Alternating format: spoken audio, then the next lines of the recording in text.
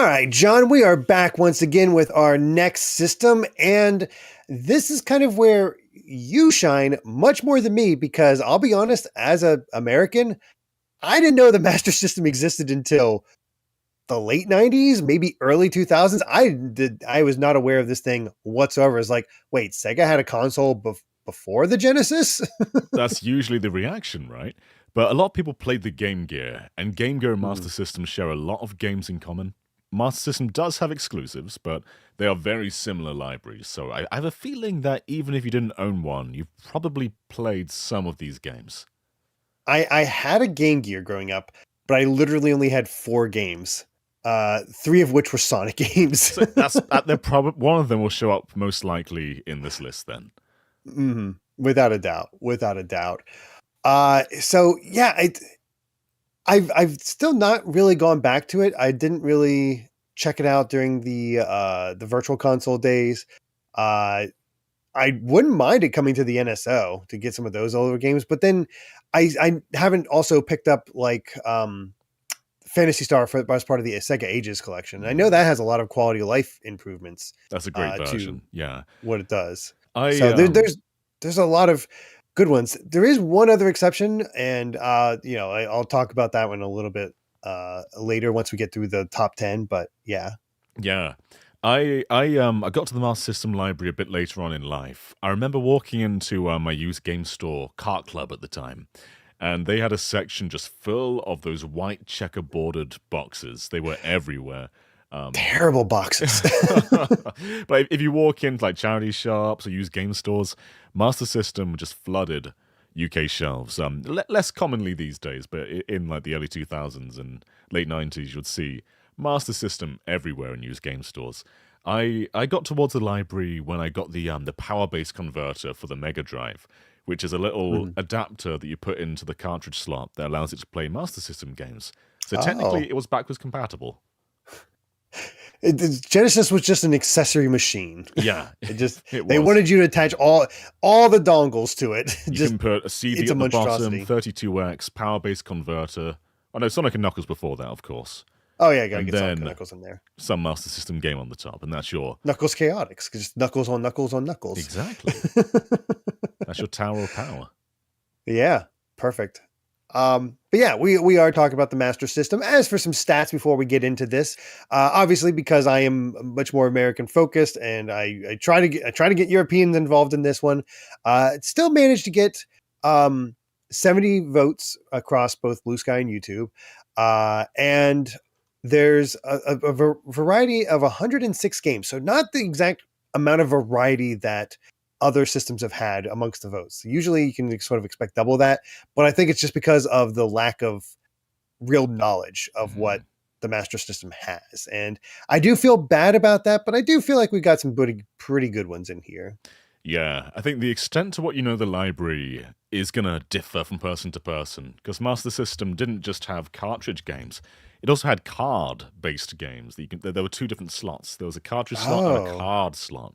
And I think that's definitely going to split the gaps of who, who knows Master System the most.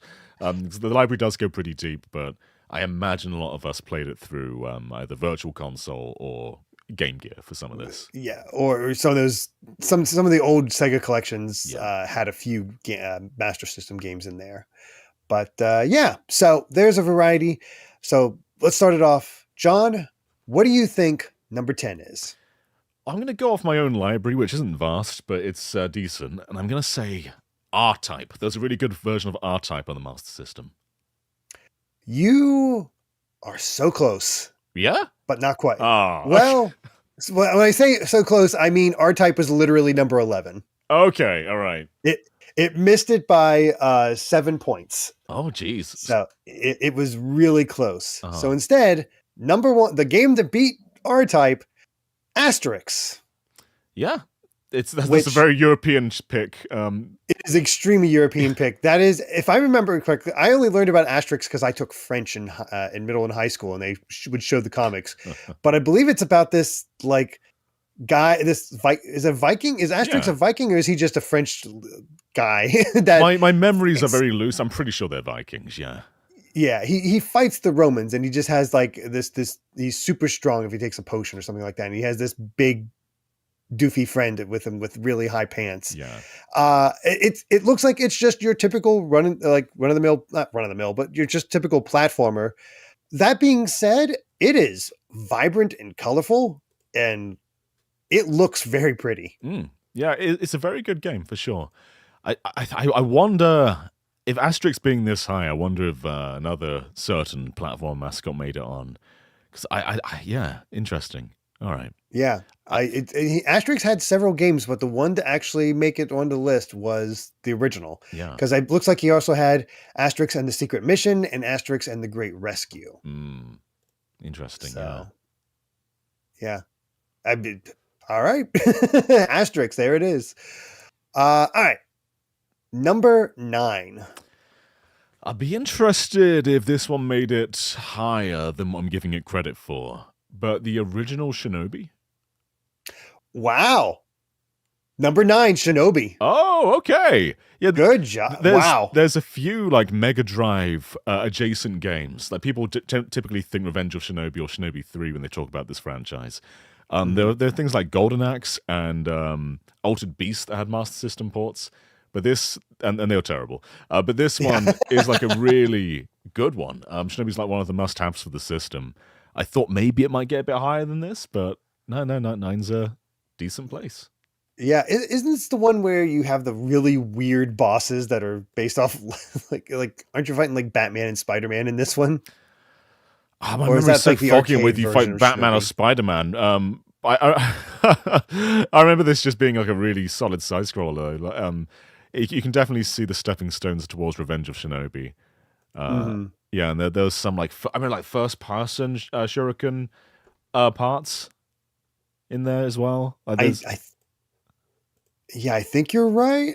Man, I'm not sure. I played a little bit of it on the Sonic's Ultimate Genesis collection.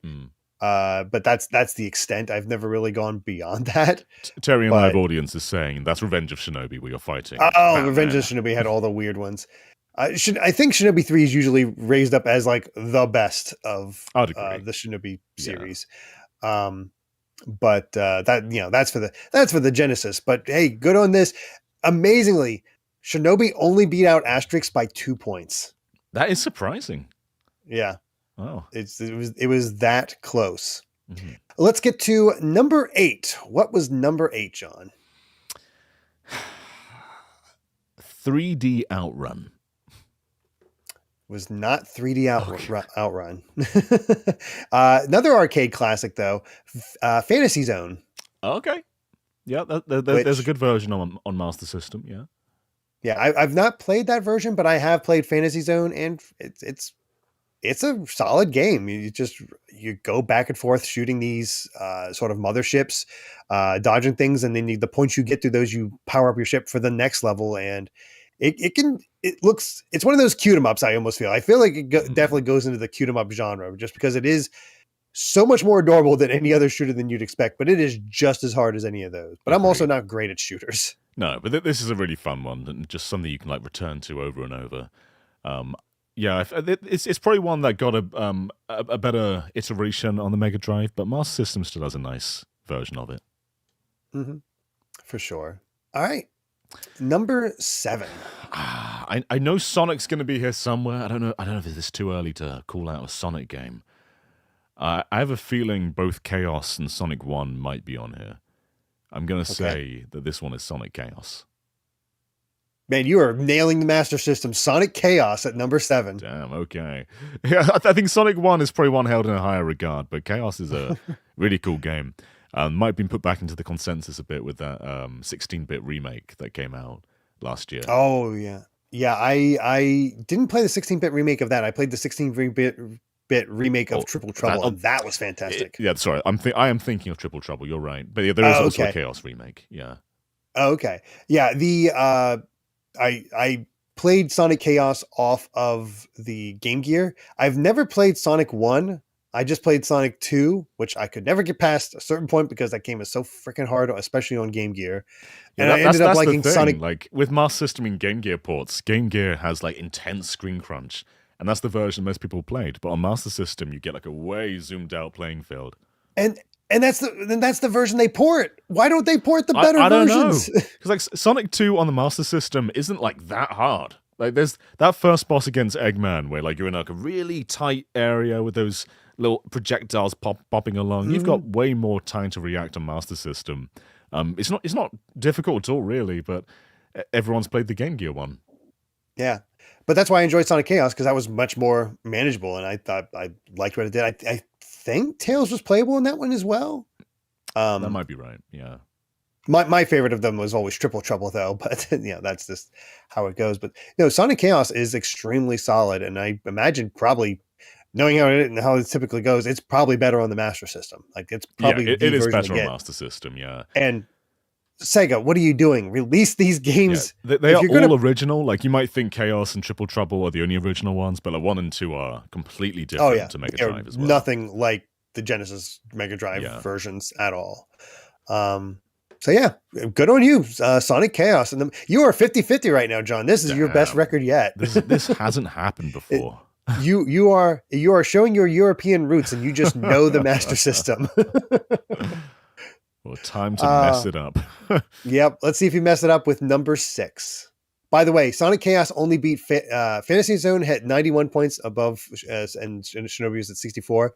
Sonic Chaos was at 96. It only beat Fantasy Zone by 5 points. Whoa. Okay, well, let's go for the pack-in game that pretty much every Master System owner had. Alex Kidd. It is not Alex Kidd.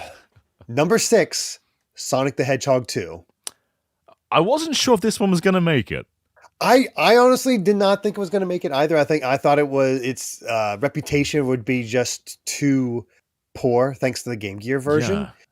But it pulled through, and I'll be honest, personally I was pulling for Sonic Chaos to be higher than Sonic 2 because I like Sonic Chaos more. But again, the Master System version probably is better. I've never liked the hang gliding sections. I've not gone back to them in a while, but I've always found the hang gliding to be far too hard to control. I always failed at that badly.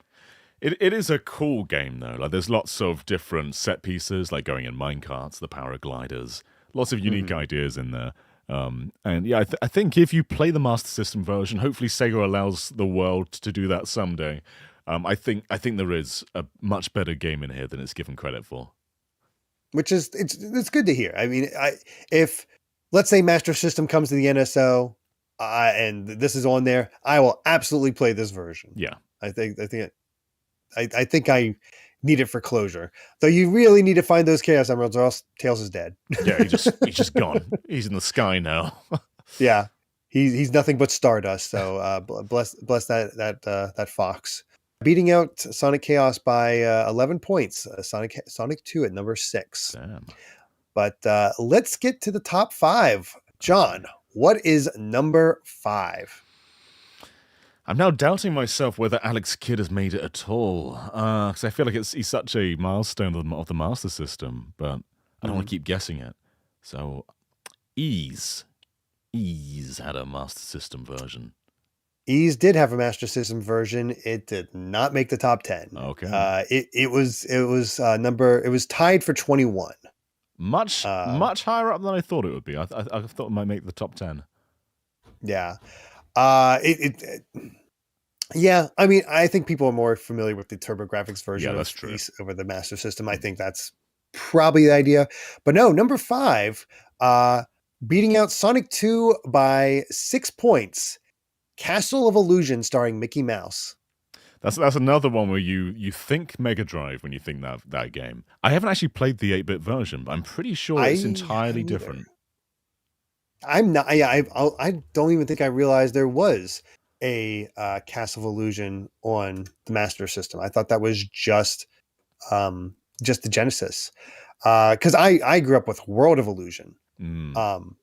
For the Genesis and loved that one, but I don't know the major differences. Looking at it, it's funny to see just this really simple Mickey Mouse sprite jumping around. But on the whole, the Illusion series is really held up as a set of solid platformers, and Master System had its original Mickey game or illusion game with Land of Illusion, Right. but I don't think people are as aware of that one.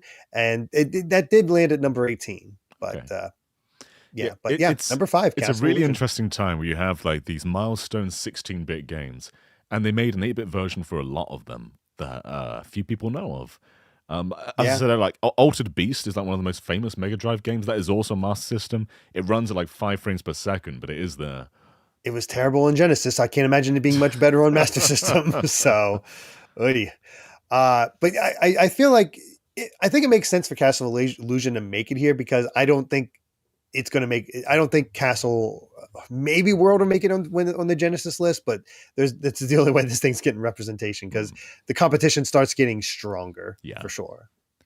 Number 4, John. Okay, I've got a couple of games in mind that I think could be like number 1, number 2, so I'm going to hold on to those. Okay. Wonder Boy 3: The Dragon's Trap. It is not Wonder Boy 3. Number 4 is Alex Kidd in Miracle He World. made it. The kid made it. Made it. Nice. Yep. It was actually one of the more common ones. He actually pretty solidly beat Castle of Illusion by about 21 points. So 134. One of the only the top 6 made it above 100 points for the Master System. Yeah. So yeah. Alex Kidd's a cool one though. Like this was their mascot before Sonic. He was the original Sega platforming guy. And the games are good. They're not like breathtakingly like system definingly good, but they are just solidly great. I've honestly never played an Alex Kidd. I know he's all based around the whole rock paper scissors mechanic, and he's a little monkey boy, but I honestly don't know much, and it's one of those things like I feel like I'm missing out on, but also not missing out on. Like they had that remake of Alex Kidd that came out not too long ago. Yeah, it wasn't that long ago. Yeah, it kind of came and went. The more we discuss this, the more I do hope that like something comes to NSO or there's some kind of Master System collection because clearly they've just left this part of their history behind.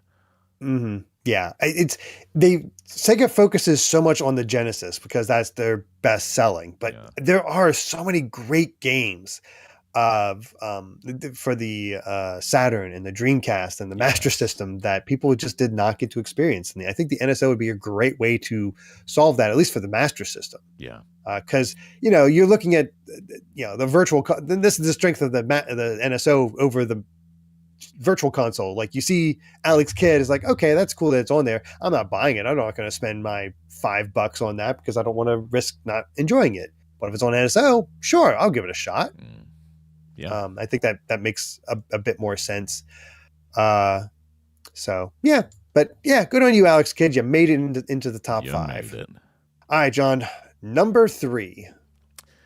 I don't know if I want there to be too many Sonic games here, but I feel like Sonic 1 probably ranked higher than the other ones. Number 3 is not Sonic 1. Okay. Number 3 is Wonder Boy 3: The Dragon's Trap. I knew it would be there too somewhere. early. You were early. That's the funny thing is you were early, just one space too early for Alex Kidd, maybe 2, I forget, and then 1 too early for Wonder Boy. So I never played Wonder Boy 3 on the Master System, but I did pick up the remake that they released on Switch and whatnot early on. Never beat it, but the fact that it's one of those games you can switch back and forth between the modern look and the classic look really shows you that the core of Wonder Boy 3 Dragon's Trap is really friggin' good. Yeah. Like, this is an early Metroidvania, and it friggin' rocks. Like this is kind of like the first one on Master System that I feel personally like, play this. This is really good, especially that that remake version. It's really ahead of its time. Like whether you're playing with the remake visuals or the original Master System ones, it's a gorgeous game.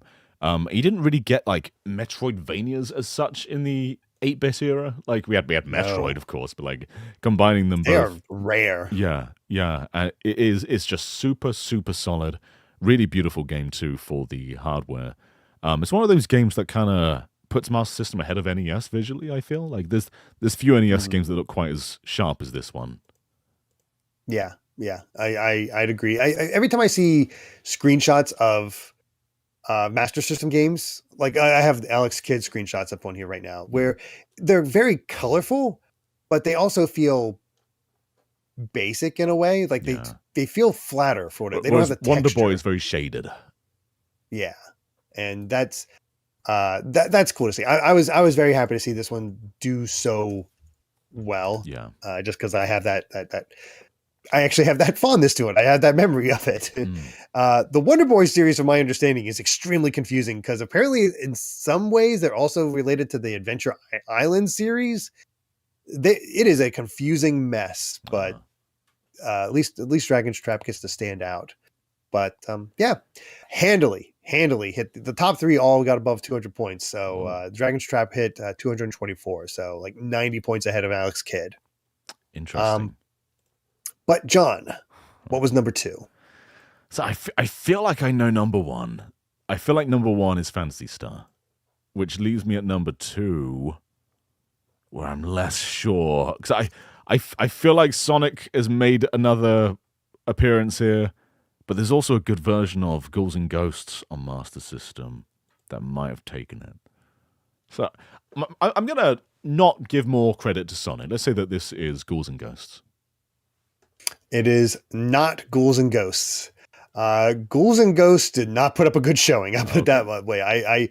It got 19 points, so it's okay, but it was very far from it was a ways off from hitting that top 20. It's probably in the top 30-ish.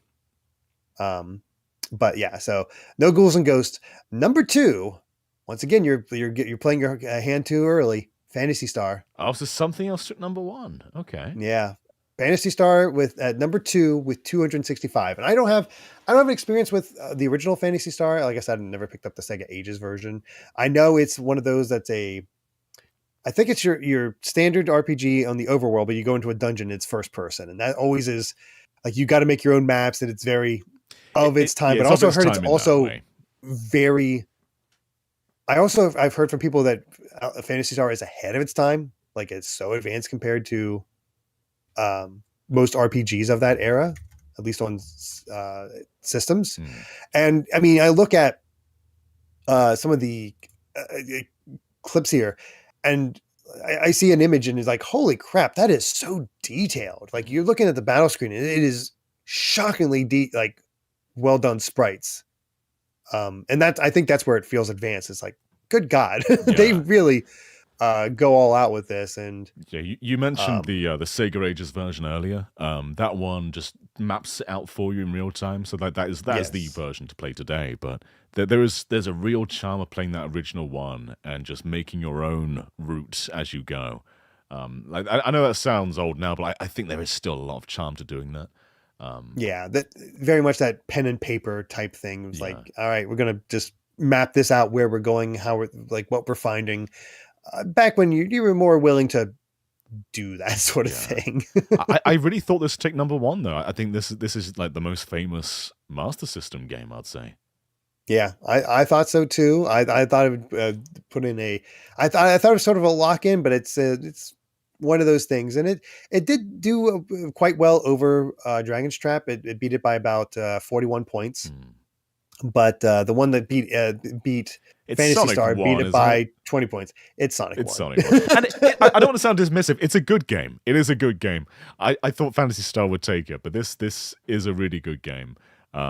It's completely different to the Mega Drive version. Less about speed, more about platforming. Less like loop-de-loops and slopes and things. A lot more flat platforming terrain. It's a bit more Mario-ified than it is a Sonic game, despite still being faster than Mario. But it's a really interesting kind of style of Sonic platformer. I've never tried it myself, to be honest, because again, I didn't have it on Game Gear. I know people love Bridge Zone, the music for Bridge Zone. Yeah. That's always raised up as like a great song, and it looks pretty solid. I mean, I can see why it would do well. And I'm like looking at the box art for it, and it's so much more colorful because you look at the Alex Kidd one, it's just this poorly drawn Alex Kidd with a big fist punching something. It just looks terrible. But then you got Sonic 1, and it's actual like Sonic artwork, and has this all the rings around. It's just like it's so much more appealing Yeah. than that. And the Fantasy Star is the same way. It's like they started realizing like, oh crap, we got to kind of go better with our Yeah, box I art. think with Master System, the connection with all these games was to sort of look like scrap paper, to look like a doodle. But then as it went on, they got a lot more, artistic with it though. Mm-hmm. Yeah, for sure. But yeah, I'm. It's not going to be surprised that Sonic's probably going to dominate a lot of Sega consoles. So it's just one of those things. Like, would I personally put Sonic one? I have not played it, so I can't say. But I feel like Phantasy Star is more historically important over Sonic 1. I'd probably put it Wonder Boy 3 above Sonic 1 as well. Yeah. I think it'd be fine at number 3 if we wanted to just keep this lineup. But I'm curious what you think of the top 20 in terms of what made it. So, and it gets really close. Like if more people had voted, it would have been like completely different from basically 9 to 20. Mm-hmm. It was just that close between all of them. For example, number 20, there was a tie between Bubble Bobble and a game called Master of Darkness. Okay. I don't know what familiar. That one is. Yeah. 19 was Golden Axe, which you said was a bad port, which I've never played. I've only ever played the Genesis version of that, but I do know there's a Golden Axe Warrior. Yeah, that's meant to be a lot better. Yeah. And that one didn't score as high. That's at number 20, technically 21, really 22, but it's also tied with East. So it is singular votes would have changed things. Yeah. At number 18, Land of Illusion, as I said before. 17, Ninja Gaiden. Oh yeah, interesting. Yeah, I'm pretty sure it's quite different to the NES version. I don't know. I've never checked out that version. Number 16 was Space Harrier. Cool choice. 15 was Alex Kidd in Shinobi World. Yep. 14 was Outrun. I thought Outrun would make it. There's a 3D Outrun as well, which I thought might make it on there, but I don't think people are aware that exists. At least the people that were voting for mine, because I did get a few for 3D Outrun, but really not that much. Let's see. Number 13 was Wonder Boy, the original. Number 12 was Wonder Boy in Monsterland. And then, of course, 11 was R-Type. But seriously, R-Type was at 55 points. Bubble Bobble was at 27 points. Whoa. That's how close these were. We get a lot of variety in that from 10 to 20. Like, the Sonic games are all good, and I think they deserve to be there. But it's nice to see that stretch in quantity through 10 to 20, because there's a lot of really cool stuff in there. Yeah.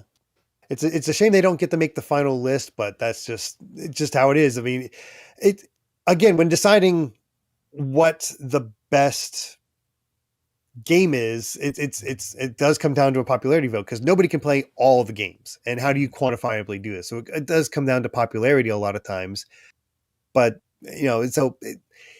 it's an imperfect method, but there will never be a perfect method of ranking games and declaring something as the greatest of all time. And I think that's what makes this interesting. Is like, what does the general public think, and how is this all going to turn out once we actually have all the systems out there? Yeah, I am looking forward to Saturn, because I think that might be the one Sega system where Sonic won't dominate. Sonic R is going to show up, but Sonic R will show up. 3D and Jam, I don't think will. I don't think 3D Blast will do anything. Jam is a collection. I doubt people will do that. I know it's a good version. Like, it's like they're not emulated. They've been ported to the hardware. It's a cool collection, but there are more impressive Saturn games than Sonic Jam. Yeah, Saturn's in a bit of a trouble as far as the American side of things, because I was recently just rewatching Mac McMuscle's What Happened on the Sega Saturn, and a statistic I completely forgot was that approximately 75% of the Saturn's library never made it to the West. That doesn't shock me. It was never localized. The Japanese market was like huge for Saturn, and it's going to be such a gap for most people, and I think that's why it's a shame Saturn's harder to port, because my God, like I know personally, like I know I typically put my own rankings in here because, you know, I have a voice, and my voice isn't going to change anything as far as that all goes. But you got Panzer Dragoon Saga. Yes. By all accounts, amazing game. Do I put it on there? Because I've never played it, because it's not available elsewhere. It's extremely expensive. Like in a personal list, that'd be my number one. But the thing is, like, who's actually played it though? Mm-hmm. I mean, Sega, please re-release some of these games. That's really what it comes down to. But yeah, that's for the future. We have a ways to go until we reach the Saturn, as far as that goes. But yeah, the Master System does mark the end of the 8-bit era, as far as at least consoles. Next time, we'll be talking about the TurboGrafx 16, the first entry in the 16-bit era. And I actually have much more experience with this than I would have thought. I think because, hey, they released a lot of games. Yeah. Hey, there's a TurboGrafx 16 mini that gives a lot of these games a chance to shine. Yeah. So amazing what happens when you actually re-release some of these games. I think a lot of Nintendo fans are probably more familiar with the system than they think. Like there's a lot of good support on the Wii Virtual Console. Mm-hmm. There was. I remember picking up a few on the Virtual Console, especially before it left, because I wasn't familiar with it. And then, of course, the Mini came out. So again, wouldn't mind a TurboGrafx 16 NSO option. I think that kind of is deserved. But yeah, that is it for the Master System. Let us know what you think of this top 10 list. Would you change anything? Did us poor dumb Americans ruin the pot, as far as it were, as far as what Master System is truly capable of? Let us know. But of course, I think that overall covers it for the top 10 Master System discussion. So thank you for watching. If you enjoyed this video, please consider supporting us over on Patreon at patreon.com/gbgaming. But even just subscribing to the channel and ringing that bell helps us a ton. So until next time, bye.